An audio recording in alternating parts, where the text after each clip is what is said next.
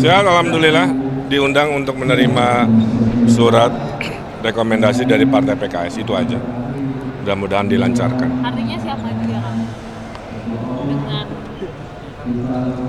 Kan udah deklarasi, Mbak. Kalau udah deklarasi masa nggak siap maju? terus kan kemarin tuh yang menarik ada Mas Gibran.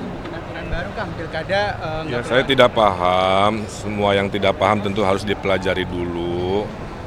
Dan kembali diserahkan pada institusi yang akan memutuskan hal-hal seperti itu. Kalau tugas saya kan ikut proses, diusung partai sendiri, berdinamika, bernegosiasi. Apapun hasilnya kita serahkan pada institusi negara dan kita hormati. Oke, siap. Di tengah-tengah kita, Presiden PKS Bapak Ahmad Saihu didamping Partai Keadilan Sejahtera Habib Abu Bakar dan Bendahara Umum Bapak Mahfudz Abdurrahman. Waktu dan tempat kepada Presiden Partai Keadilan Sejahtera Bapak Ahmad Saihu menyampaikan. Warahmatullahi wabarakatuh. Selamat siang, salam sejahtera untuk kita semuanya. Yang saya hormati Habib Abu Bakar Al-Habsyi, Sekjen Partai Keadilan Sejahtera, dan juga Bapak Abdurrahman Mahfudz Abdurrahman, perlu menyampaikan beberapa hal.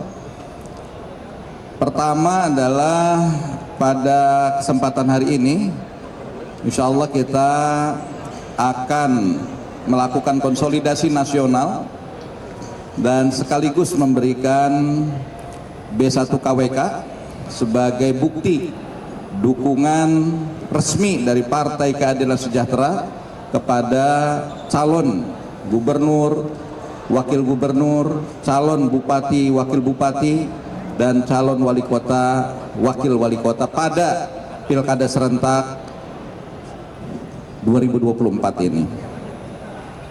Yang kedua, tentu kita juga dalam proses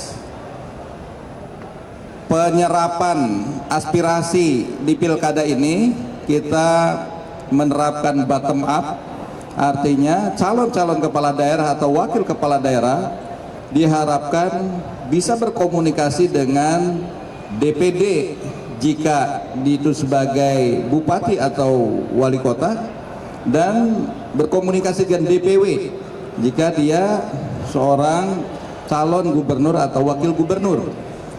Yang itu kemudian DPD akan menyerahkan surat melalui DPW kepada DPP. Begitu juga untuk DPW mengirimkan surat ke DPP siapa yang dicalonkan.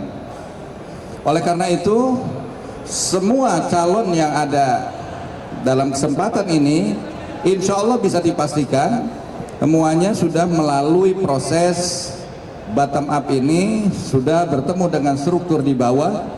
Kemudian setelah di DPP kami membentuk yang namanya tim profesional dan independen untuk melakukan kajian apakah calon kepala daerah atau wakil kepala daerah ini layak untuk kita usung, yaitu tim TPI namanya, tim profesional dan independen.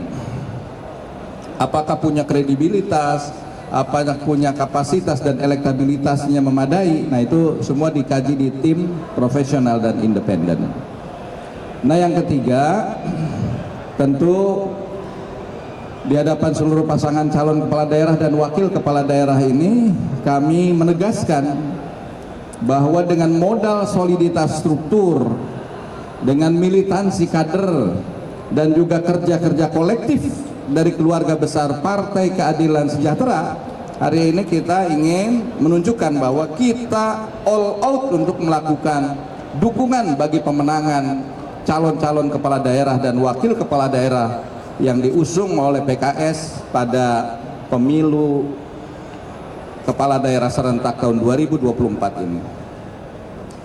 Saya juga ingin menegaskan bahwa kepada para calon kepala daerah dan wakil kepala daerah di seluruh Indonesia, bahwa mari kita bersama-sama wujudkan agar proses dan tahapan pilkada tahun 2024 ini dapat berjalan secara demokratis, juga aman, damai, dan insya Allah akan menghasilkan pilkada yang bermartabat. Sehingga insya Allah ini bagian dari ikhtiar kita untuk mewujudkan kepemimpinan di daerah yang lebih berkualitas dan lebih baik. Saya kira itu yang perlu saya sampaikan dalam kesempatan awal ini. Secara detail nanti bisa disampaikan oleh Habib Abu Bakar Al-Habsyi, kaitan detail berapa yang akan dilantik, berapa yang akan diberikan B1 KWK dan sebagainya. Nah itu rincian-rincian detailnya insya Allah akan disampaikan oleh Habib. Fadhal.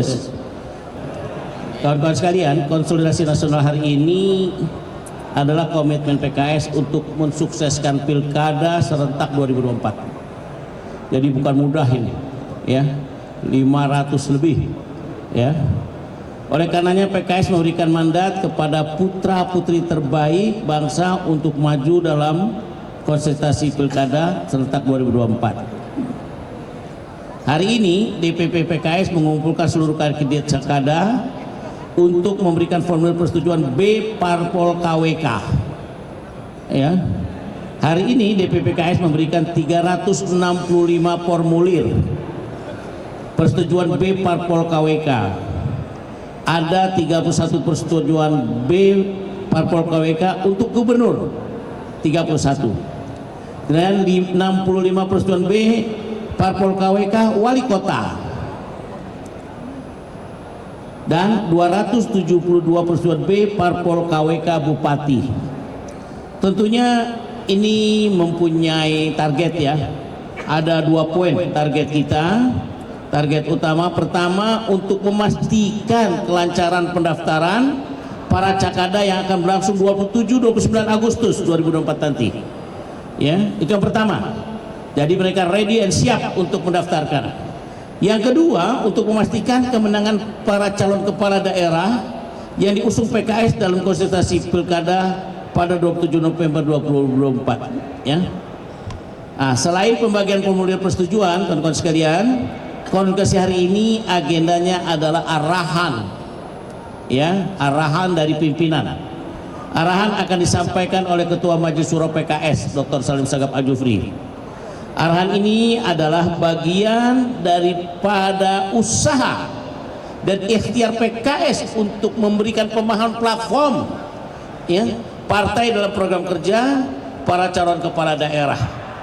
Kita ingin memastikan bahwa calon kepala daerah nantinya akan bisa bekerja sebaik mungkin untuk mensejahterakan rakyat dan memajukan daerahnya masing-masing.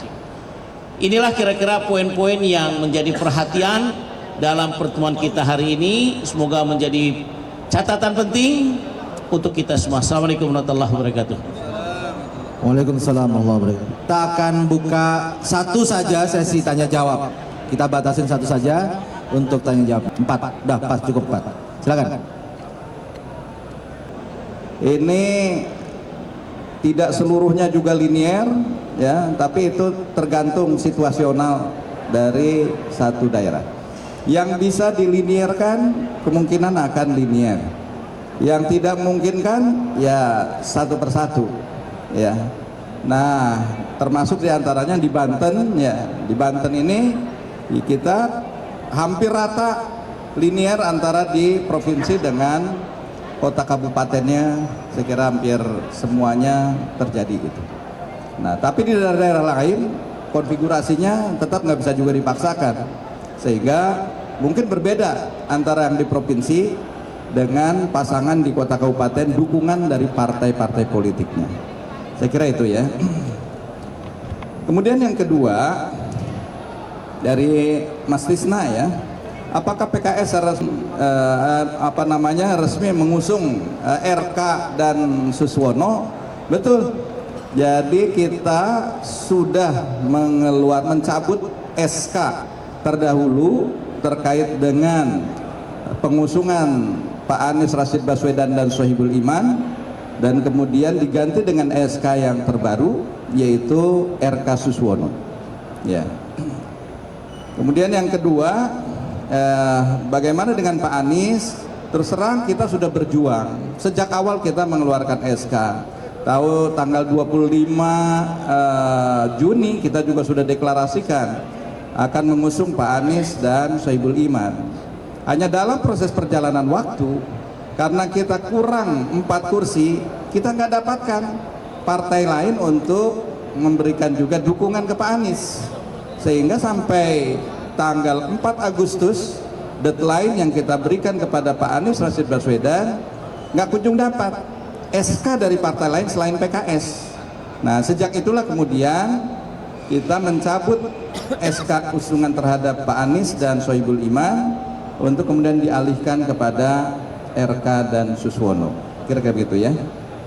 Yang ketiga, apakah PKS sudah bergabung ke Kim Plus ya?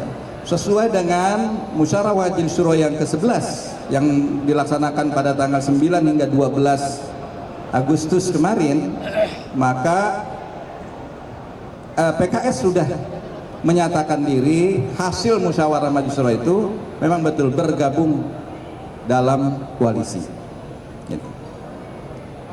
Kemudian dari Mas Tria yang menyegaskan dengan bergabungnya ke Kim Plus, apakah tidak ada kekhawatiran ditinggalkan para pemilih?